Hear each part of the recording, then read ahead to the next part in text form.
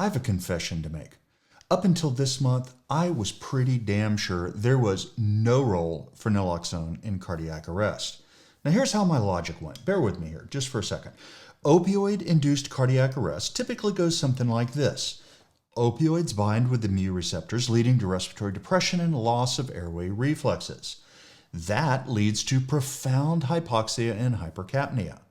Now the hypoxia leads to bradycardia, which turns into bradyasystolic cardiac arrest.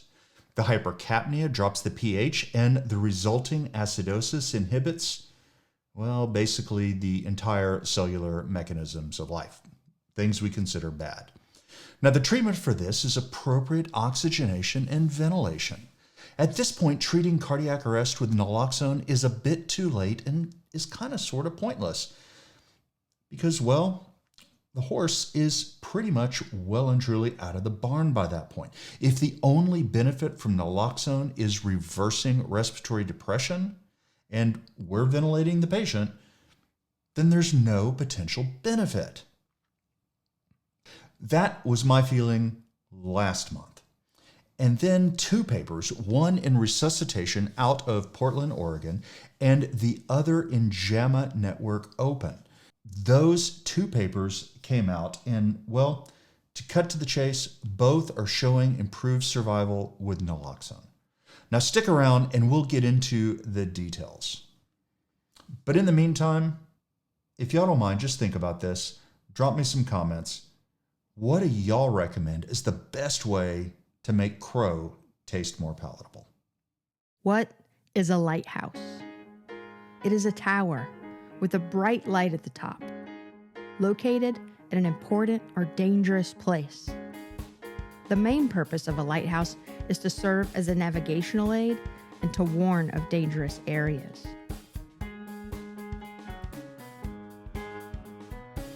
Welcome to the EMS Lighthouse Project podcast, illuminating the darkness of current EMS clinical practice with the bright light of science. Here's your host, Dr. Jeff Jarvis. Howdy, y'all. I'm Dr. Jeff Jarvis. Welcome back to the EMS Lighthouse Project podcast, where we shine the bright light of science on the darkness of clinical practice. And from time to time, we allow me to admit that I might have been more certain about medicine than perhaps I should have been. And just maybe, I needed to shine some of that bright light on my practice. Now, before we get into the papers for this episode, I want to point out that I wrote this episode in Mackinac City, Michigan. I got to plug Michigan and a great conference. I had the honor of presenting some of our NMSQA measurement work and spreading the good work on reducing lights and sirens use at the Michigan EMS QI and Data Workshop in Boyne Mountain Resort. I want to thank the great folks at the Michigan Center for Rural Health for bringing me up. This conference was part of a series of grants they issued to EMS agencies in rural Michigan to work on an improvement project, and these agencies presented their work at this conference, and they all used NMSQA measures. I was very impressed with the work they did and the excitement and the passion they brought to improvement work. It really was a joy, after years of working with these measures with my NMSQA colleagues, to see how they are being used in the real world to make care better for the citizens in Michigan. Thank you to everybody who presented. It was great getting to hear what y'all are doing, getting to learn from y'all, and making some new friends. Now, this was also my first time to visit Michigan. I have no clue how I've managed to miss it, but I did. And I wanted to make up for my prior omission. Bad Jeff not getting to Michigan. So to make up for it, Christy, my wife, and I stayed the rest of the week and got to explore the Upper Peninsula. We spent the night in Ontario and we learned all about the Great Lakes and shipping up there. I know this sounds nerdy, but we really did have fun. We took a boat tour of the Soo Locks and we saw how really cool it was to float these massive ass ships up like 21 feet using only the power of water going downhill. Wicked cool. We got to spend the day on Mackinac Island, something that's always been on my bucket list. And the country up there, it's absolutely beautiful. and the weather was perfect. Now, they called it summer, but it kind of felt like fall to us. It was 72 degrees. Absolutely amazing. And I do have to admit, I grew up on the Texas Gulf Coast. Our water, it's kind of notorious for being, what's the best way to say this? Brown. Not clear, brown. I was incredibly surprised at how clean and clear the waters were in those lakes. Wicked cool. I really enjoyed it. Anyway, bottom line, thank y'all for having me. I had a blast. I am now back in Fort Worth. It was actually a relatively cool day today. It was only 99 degrees. It was 107 when I left. I love this city, but I am not exactly wild about our weather. With that out of the way, let's dive into these two papers that are kind of making me wonder, is Tabasco sufficient to make crow edible? And actually, for that matter, I've never eaten crow. Have you eaten crow? Is it like everything else and tastes like chicken? Maybe I don't need the Tabasco after all. Anyway, this first paper, it's called The Association of Early Naloxone Use with Outcomes in Non-Shockable Out-of-Hospital Cardiac Arrest. This was published in Resuscitation by Dr. Nathan Strong and several Portland area colleagues, including Dr. Daya MR and my buddy Ritu Sahni. It became available online in June. This was a retrospective cohort study using the Portland area cardiac arrest epidemiologic registry. It's a regional database they use. It automatically imports data from their EPCRs for 4 Portland area counties. And I'm going to see if I can say this because I always massacre this name. Multnomah County, Clackamas, Washington, and Clark County. So this registry is, they get their EPCR data in there and they link it to receiving hospitals so they have outcome data. They analyzed the data in that data set from January 1, 2018 to December 31, 2021. They included all non-traumatic cardiac arrest in adults, and they defined adults as 18 and over, who presented with initial non-shockable rhythm. They excluded patients with DNRs, those who had EMS witnessed arrest, patients with ROSC prior to receiving naloxone, and finally, and this is an important one, bystander or PD-administered Narcan with CPR and ROSC prior to EMS arrival. They were basically those patients that we don't know if they were actually in arrest or not. Now, I bring this last part up because I can already hear you people out there talking about arrest that were magically resuscitated by PD with nasal Narcan. I can feel your thoughts about sleeping patients rudely awakened with a nose full of Narcan by a caring and compassionate PD officer. Y'all really are some judging judgers. I hope you know that. Well, they got this group and they broke it down into patients who were exposed and unexposed. So the exposed group got Narcan, and specifically it got Narcan, those patients got Narcan before IV or IO access, and they called this early naloxone.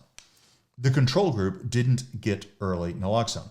Now, they may have gotten naloxone after the IV and IO, but if they had that, it was in the control group. So early naloxone versus either no naloxone or late naloxone. Now, their primary outcome was ROSC at ED arrival, and secondary outcomes were survival to hospital discharge and functional neurologically intact survival, defined the way we normally do, CPC score of 1 or 2. Before we get to the results, we need to take a quick dip into methodology ocean, or as the case may be, methodology Great Lake. Think about the fundamental problem both of these papers are going to have to try to overcome to see if naloxone is helpful in cardiac arrest. Naloxone isn't epinephrine. We don't routinely give it in cardiac arrest like we do with epi. We just give epi to everybody. We only give it to those patients that we think can benefit from it. So the treating clinician has to think there's something different about this patient from those patients. And about the only way I know they might think about this is if they suspect an opioid overdose. Patients who go into cardiac arrest because of opioids, those are highly likely to be fundamentally different than those who arrest from non-opioid reasons. Now, all studies hoping to compare the impact of a treatment to the impact of no treatment, they're going to have some way of dealing with indication bias, meaning the patients either had or didn't have the indication. Now, as we know, the cleanest way of doing this is with a double-blind, randomized controlled trial. The downside, though, are these are expensive, they're time-consuming, they require community or patient consent. Patient consent, notoriously difficult to get from people in cardiac arrest. And then, the bottom line is they're just all around really hard to do. But man, do they give you, or they can give you anyway. It is possible to do crappy RCTs. But if they are well done, they give you a nice, clean answer and can show causation. Anything else, any retrospective study has to rely on some statistical approaches for controlling for these baseline differences. Now, the two most common are logistic regression and propensity matching. And God knows we've talked about those on this pod before, and I'm not going to bore you with it now. But both of those basically help you determine the association, not causation, association between a treatment and the outcome after adjusting for differences in confounding variables that are likely to be important. Now, even though these are common and they're well accepted approaches, the more math you have to throw at a problem, the more suspicious you should be of the results. Because both of these two papers threw a lot of math at the problem. And because of that, I'm going to skip over both the math and, for the most part, the numerical answers they found. Now, why is that? Well, fundamentally, it's because I don't believe the accuracy of the numbers given all the math and all of the methodology limitations. Now, that doesn't mean I don't believe there's an effect, just that the exact strength of that effect definitely is in doubt. Now, for that matter, the presence of a difference at all here really still should be suspect. But having multiple different papers with different populations and different methods can help improve our faith that that association is real. So with that massive caveat out of the way, I just want to say this first paper out of Portland used multivariable regression, adjusting for age and gender and arrest location, like public or private, witnessed status, bystander CPR, response times, and what the initial rhythm was. Now, remember, they only looked at non-shockable rhythms, so the two choices for initial rhythm was PEA or asystole. And they also included, because there were 4 counties with multiple agencies, they adjusted for agency. Now, they also had some They had pre-specified, man, I love those spree candies. I haven't had those in a long time. I may have to go get some. So pre-specified, they had several pre-specified appropriate subgroups, and they also had some post-hoc sensitivity analyses. Basically, they sliced and diced this data in all of the ways they could to see, does it make a difference in the outcome? Now, these were all very good things to do because they want to understand the effect in their data a little better. I don't want to get into the details, but just say they did a really good job of trying. Overall, they found that the group who got naloxone, and this is important, it gets to this baseline difference thing, they found that the group who got naloxone was substantially younger, more public-y, in other words, they arrested more in public, and had fewer arrests. Now, when I say substantially younger, I mean the group that got Narcan, 37 median age, the group who didn't, 61. And we know that all things being equal, the odds of a 37-year-old surviving arrest are greater than a 61-year-old. Now, I mentioned they had fewer witness arrests. That would typically tend to make us think that there would be lower survival in the naloxone group that had fewer witness arrests. So that would bias it away from the naloxone. But that age thing, though, man, it really jumps out at me. With those baseline differences, we would likely expect the group getting naloxone to have better outcomes, and that's what they found. Even after adjusting for these differences, they found a survival benefit with naloxone. Now, most results across the board were in the rough range of an adjusted odds ratio of anywhere between 2 and 6. Now, if that's true, that's pretty impressive. But the if in that sentence is pretty important. I'm not ready to hang my hat on this. Among those patients with suspected overdose, the adjusted odds ratio was in the 30s. Odds ratios in the 30s, if real, are unheard of. But if there's anybody Narcan's going to help with, it's probably those that we're pretty sure have opioids on board. Still makes me doubt the whole mechanism thing, but it does make sense that you would see more of an impact if there were actually an opioid on board. Now, the confidence interval around that 30 was huge, but it was significant. They found benefit across all of their subgroups and sensitivity analysis. PEA, yes, benefit. Asystole, yes, benefit. How about if, sorry to our law enforcement officer friends out there, but let's just say we don't trust him to give Narcan to the right people. We're glad they're doing it, but maybe, just maybe, they're giving it when they don't need to. So if that's the case, if they were never in cardiac arrest to begin with, I'm guessing their survival is probably going to be higher than if they were. So to clear it up, they just got rid of any law enforcement administered Narcan. Still a benefit, even after doing that. They even looked at patients who were in arrest for more than 10 minutes. Still a benefit. So this is a positive trial, but man, does it have some limitations, primarily indication bias. So my takeaway is that this is a nice signal, but I'm not changing my practice on this paper. In fact, after reading it, I wasn't even going to do a podcast on it, despite the fact that several of my friends were authors. It's just one regional data set with a lot of math thrown at it.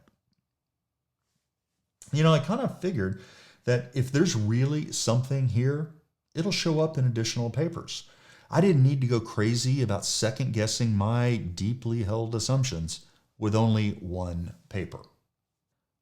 Which brings me to paper number 2 that came out around the same time I was saying, but it's only one paper. A little premature on my part. So this second paper, it's titled Naloxone and Patient Outcomes in Out-of-Hospital Cardiac Arrest in California. Lead author is Dr. David Dillon, and 2 of the co-authors are Dr. Sarah Niederberger and Jim Menegazzi. Now, I bring that up because those last 2 were the ones who published a paper on early use of bicarb in cardiac arrest, and they showed a benefit in unwitnessed non-shockable rhythms when given early. That one definitely had me questioning myself, and it even led me to do a deep dive on bicarb. And ultimately, it led me to add bicarb back into our arrest protocol right after that initial dose of epi, only in unwitnessed arrest and those with non-shockable rhythms. So at least 2 of the authors here kind of have a habit of making me reevaluate my practice. Now, the paper here is published in JAMA Network Open in August of 2024. It also was a retrospective cohort review looking at adults with non-traumatic cardiac arrest and broke them into groups based on whether they got naloxone or they didn't. This one uses a bit more data from 2015 to 2023, and they used the CARES registry. And we know the CARES registry. That's the Cardiac Arrest Registry to Enhance Survival. That's the group out of Emory that I think many of us use. They used submissions to CARES from 3 California counties: San Francisco County, Sacramento County, and Yolo counties. Unlike the Portland study, they included all initial rhythms, not just PEA or asystole, so they could have had shockable rhythms in here too. Their primary outcome was survival to hospital discharge, and secondary outcomes included sustained ROSC. They also used both regression and propensity matching, controlling for age and sex and initial rhythm, comorbid conditions, witnessed status, and here's a cool one, whether or not the arrest was felt to be drug-related. I already said I wasn't going to go deep on the methods, but let's just say I'm pretty sure this group used, roughly speaking here, all of the maths, every last one. If there is a way to control for differences, I'm pretty sure they crammed it into this paper, willing or unwilling. It was a complex methodology paper. I'm going to have to sit down and bribe Rimley with some tacos to just discuss these methods, but let's just stick with all the maths. Remember, when you use all the maths, be a little suspicious. Now, just like with the first paper, there were some important baseline differences here. Those getting naloxone were again younger and healthier. Now, not shockingly here, naloxone was, I know y'all, hopefully you're sitting down here, naloxone was more likely to be given if the medic felt like the arrest was opioid related. No shit. Now, what did they find? Again, there is a survival benefit to patients who receive naloxone. The effect size here was smaller than the study in Portland, but again, I don't think those exact numbers are really important. Just the direction both studies showed benefit. They both did the slicing and the dicing and still showed benefit, regardless of the slice or the dice that they looked at.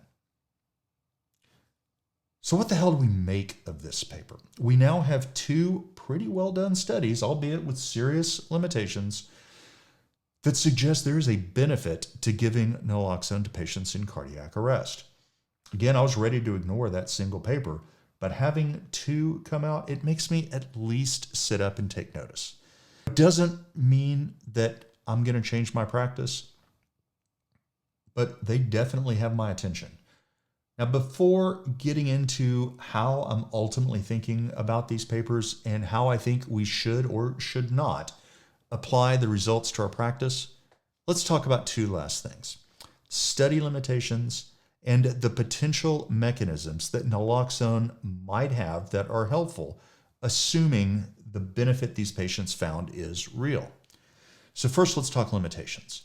The biggest limitation, and one I am just not convinced can be overcome with math, is indication bias. There are just two fundamentally different groups of patients here.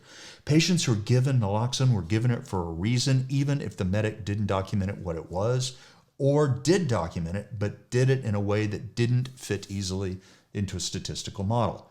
The age difference alone are huge. And I honestly don't think more math is going to solve this question convincingly. I think more papers with better methods are going to be required. And I'm not saying this as a criticism of these papers. These are great papers. Really, the first time we've been looking at it, we need this to say, hey, maybe there's something here, dig more into it with better methods, dare I say, perhaps an RCT. Obviously, the more papers, even the more non-RCT papers we see saying the same thing, the more certain we can be. Now, I want y'all to note, I'm trying not to stoke up the great when must we have an RCT debate here, because Lord knows those are painful and I often end up hurting afterwards. I'm, of course, right, but still hurt. Now, another limitation here is that both of these populations were from similar parts of the country. They're on the West Coast. Both of those areas have significant opioid use problems that are leading to large increases in opioid deaths. So results in those areas may not be generalizable to parts of the world that are not suffering such large opioid problems. Now, let's go back to potential mechanisms. That's really the thing that's making me think so much about these papers. If the only way that opioids impact or lead you to cardiac arrest is through that ventilation thing and you're ventilating, I just don't see how there can be a benefit. So there's got to be something going on. Now, the beauty of good research papers is that they, when they're good, have good discussion sections that help us put the findings into context of previous literature, and they give us some framework around which to think of the results. Now, both of these papers recognize that assuming medics were appropriately oxygenating and ventilating the patients, and I'm sure they were, that naloxone reversing respiratory depression isn't likely to be the mechanism responsible for these benefits. They do suggest several alternative reasons that naloxone may work. Now, apparently, there's even some work out there saying some of these may be accurate. For example, there's some work that indicates opioids might lead to vasodilation and act as direct myocardial suppressants. Now, we certainly know some opioids can cause hypotension, particularly morphine, so this is plausible. Even after ventilations have been assured, if we reversed this vasodilation and this direct myocardial suppressant, that might help achieve ROSC.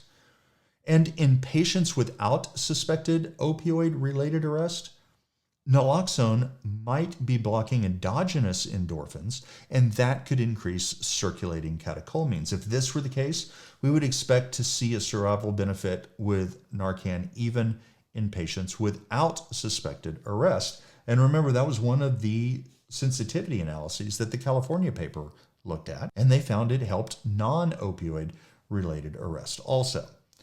Now, it is possible that that was based on suspected opioid arrest, and maybe we just aren't very good at figuring out what is or isn't, but still a signal there. So these results suggest benefit, and they gave some possible alternative explanations for how they might work. So what am I going to do with this information? I'm certainly not going to change my protocols to say, just give naloxone to everybody. Hell, it's more impactful than epinephrine. Nope, not jumping on epi here. I could say that, but I'm not gonna. I'm just not convinced yet that there's something real here. I do think that there is one thing I'm going to do differently, though, and this is where that crow eating comes in. I've been a pretty vocal member of Team Don't Give Narcan in cardiac arrest for years now. I might have been pretty cocky about it, if I'm being honest. Sometimes I think there's still too much of 20-year-old paramedic Jeff in me, and I'll admit I can be cocky and maybe even pushy from time to time. Just from time to time, though. Lord knows I have taught that there is no good reason, once you've started ventilating the patient, to give Narcan. And now these two papers have me changing my outlook. So I'm not yet ready to say it definitely helps, but I'm willing to allow that it is reasonable to think that it might. And I'll even go so far as to say, if you suspect an opioid etiology, feel free to give it. Instead of like hunting you down and say, that can't possibly help, right? That would be pushy Jeff. I'm going to suppress pushy Jeff on that for now. And I'm most definitely going to acknowledge that we really have to admit we just don't know here, at least until we get some better studies. I often tell my residents and I tell my EMTs and paramedics that I get to work with that I think the most important characteristic a clinician can have is humility. The humility that I might not have the right diagnosis, or I might not have the right treatment, or in this case, I might not understand the true mechanism by which naloxone might be helping cardiac arrest patients. So with that in mind, I'm hoping perhaps a bit of maybe Tabasco spiced up crow can give me a bit of a humility booster. All right, that's what I got for you guys. Thank you for listening. And as always, thank you for what you do for your communities day in and day out. Take care, y'all. Okay, so when I said that's all I got for you now, take care, y'all, like end of the podcast, I might have misspoken just a little bit. Certain things have come to light, and I'm going to blame this on Dr. David Wampler. Dave, damn you. We were almost on to the next stupid podcast we want to listen to on our play feed, but no. You, my friend, had to write an invited commentary to the JAMA Network Open article we just discussed. I swear, guys, everybody, I'm sorry, blame it on Dave. But the commentary was so good, I really want to point this out. What Dave talks about in this, it's really short. You have no excuse not to read it. Open access. Citations are in the show notes. Please go take a look at it. It's less than 500 words. What Dave gets to is what are the potential mechanisms by which we're seeing this benefit of naloxone and out-of-hospital cardiac arrest. Perhaps, just perhaps, there is something other than mu receptor blocking. So the two papers we talked about hinted on this. Dave goes a little bit more into detail like the biochemist he is. So Let me give you the citation. It is naloxone and out-of-hospital cardiac arrest, more than just opioid reversals. And again, this is by David Wampler. David is the Director of Research at UT Health Science Center San Antonio EMS program. He's paramedic, PhD, biochemist, great guy. Take a look at this. It was August 20th, 2024 in JAMA Network Open. Link in the show notes below. Now I mean it all day. Thanks a lot and take care. You've been listening to the EMS Lighthouse Project podcast, a proud member of the FlightBridge Ed podcast family and a Fire Dog production. Visit flightbridgeed.com for more information.